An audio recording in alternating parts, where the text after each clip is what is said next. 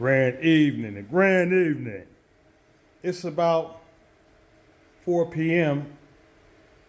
The temperature has dropped a few degrees down. It's down to 49 degrees Fahrenheit in southern Texas. Ag Zone 9A, 9B, 9A, 9B. I'm inside my garage. This is one of the larger grow tents I have going in here with my tropical fruit trees, my cochin, jackfruit, all my mangoes, my soursop, and everything is doing well in here. My soursop and jackfruit and my mangoes are putting out new leaves inside the grow room, y'all. Look at that. All these new leaves are coming out on this soursop. Brand new leaves. Brand new leaves all over. The same with my cochin dwarf jackfruit. New leaves coming out. The same with my mangoes. New leaves. Look at those new leaves. Beautiful. All this new lighting I put in here, that's all low wattage. 14 watts, 11 watts. And my plants, tropical plants, are loving it. But what I'm doing this video about, it's not just about the tropicals in this large grow tent. It's about something I made. I've been wanting to make, I've been working on. I'm a DIY guy, do-it-yourself guy. And I'm gonna show you that here in a few minutes.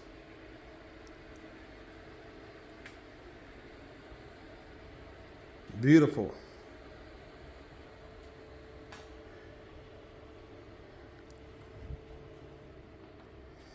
And here it is, right here. Here it is. This is the back piece. This is the back of my DIY large wooden, I'm gonna call it a DIY wooden bonsai pot. Very large. This is the back of it. As you can see, it's looking good because I stained it with tung oil to bring out all the colors and to protect the wood. I stained it with tung oil, and then I went over it with a clear gloss urethane sealant, and it's looking good. I use two types of wood. I use my African, very hard wood. My African mahogany hardwood, and I use my Eastern red cedar. Eastern red cedar, African mahogany hardwood, both hardwoods. When you're making pots to put outside, you have to use a very, very solid wood, a hardwood.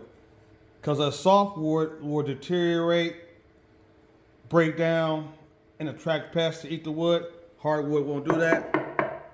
Beautiful. Beautiful.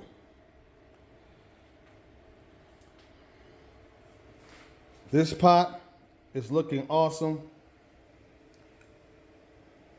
It's a very extra large pot. And that mahogany, this African mahogany hardwood is beautiful. But not only beautiful, I didn't buy it because it was just beautiful. I bought it because it's very hard. It's a hardwood. I was told by the lumber experts when I was looking for hardwood to build my own DIY extra large wooden bonsai pots. They gave me Eastern Red Cedar was one of the woods they gave me. They told me teak hardwood. They told me African mahogany hardwood, and I think it was redwood. I'm thinking it might have been redwood was the other wood. So I'm using Eastern Red Cedar hardwood, and I'm using African mahogany hardwood to make my pots. And I want to use I want to use white oak, which is a very good another hardwood, but it's more expensive than this stuff. That's why I haven't used it. So if I can find, I'm looking for somebody to give me a good piece of 8 foot long, 1 foot wide board of white oak, and I'll use that next. But as you can see, this is the inside of my large DIY wooden bonsai pot. And you're probably asking me, why didn't I just go and find a extra large bonsai pot? Because actually I went to go look for that, and I found that for what I wanted to do, for one, this pot is extra large. I couldn't find a bonsai pot. It was very hard to find a bonsai pot that was this large. That was 2 feet wide on both sides. So this is 2 feet wide on every side. So this is made from a 8 foot long piece of African mahogany hardwood, and I couldn't find a bonsai pot this large either. That was 1 feet deep. 1 feet deep. I saw some bonsai pots that were probably about 6 inches, 7 inches off from being this large on both sides. Wasn't large enough for me though. And the deepest I could find was 6 inches deep. And I wanted a pot that was at least 1 foot deep. 1 foot deep. So, me being a DIY guy, I'm always thinking outside the box. I told myself, well, it's time to start making your own DIY custom wooden hardwood bonsai pots. And I've done that. And this is beautiful. This is a beautiful pot, as you can see. Beautiful. Beautiful pot.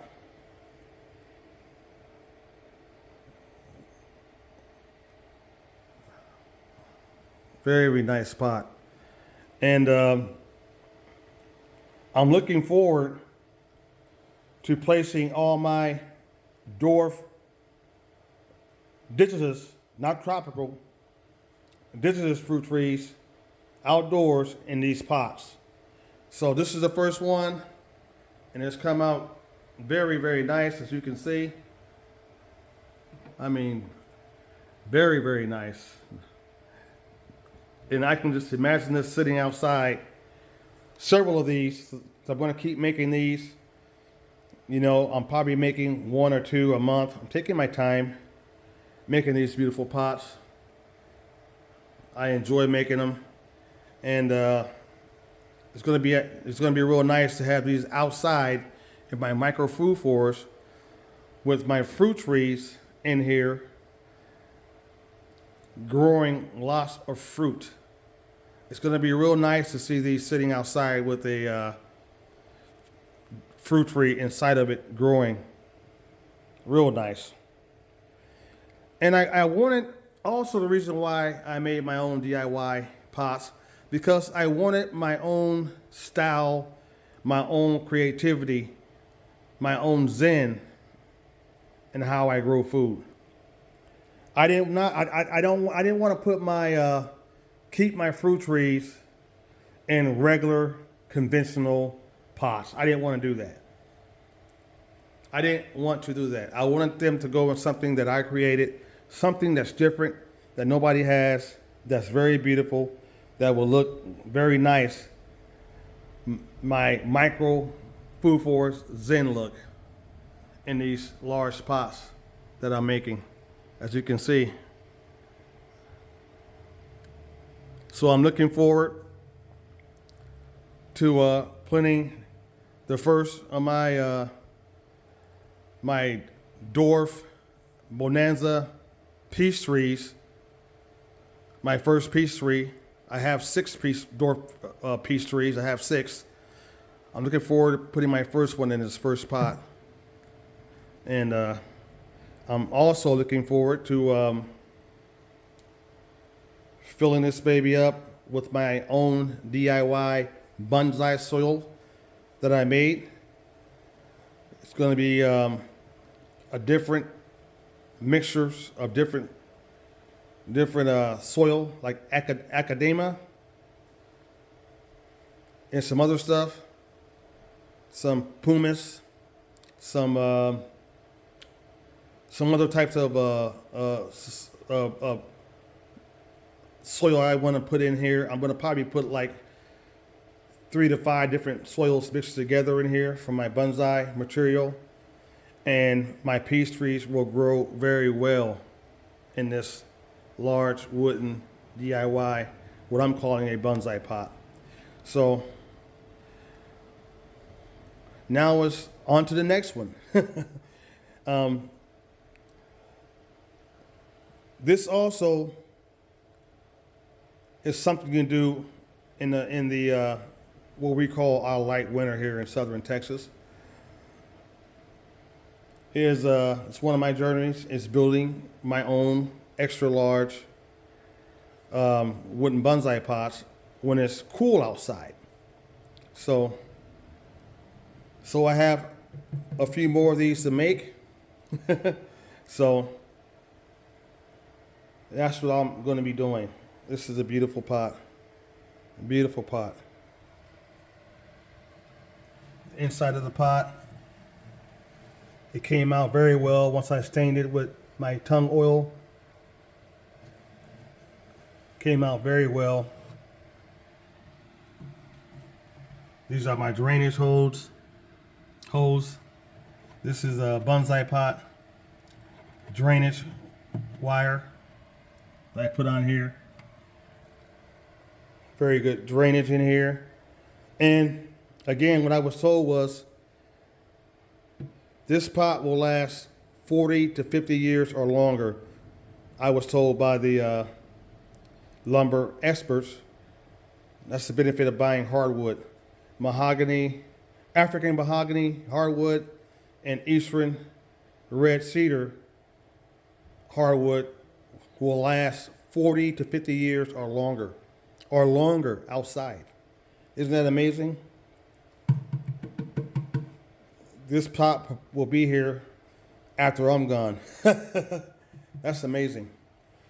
And I've saved a ton of money because what I probably didn't mention, I don't know if I already did, that bonsai pots are very expensive. Bonsai pots, especially the larger handcrafted bonsai pots,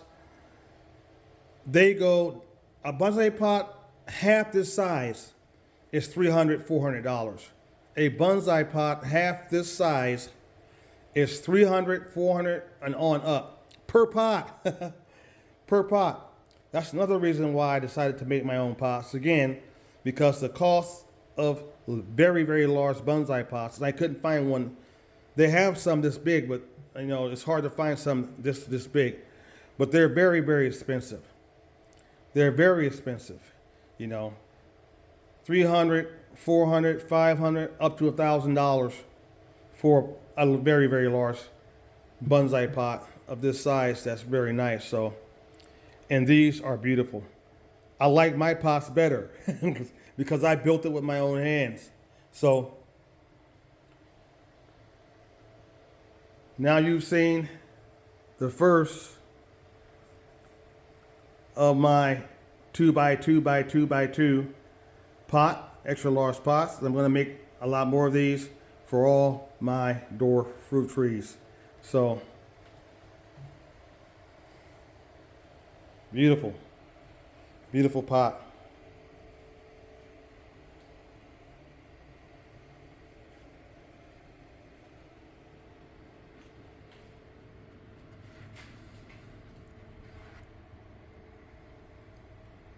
Beautiful.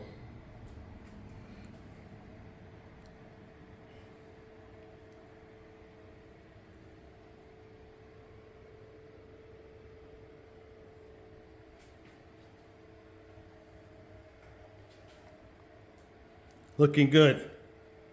I'm looking forward to growing lots of fruit in these pots with my dwarf fruit trees.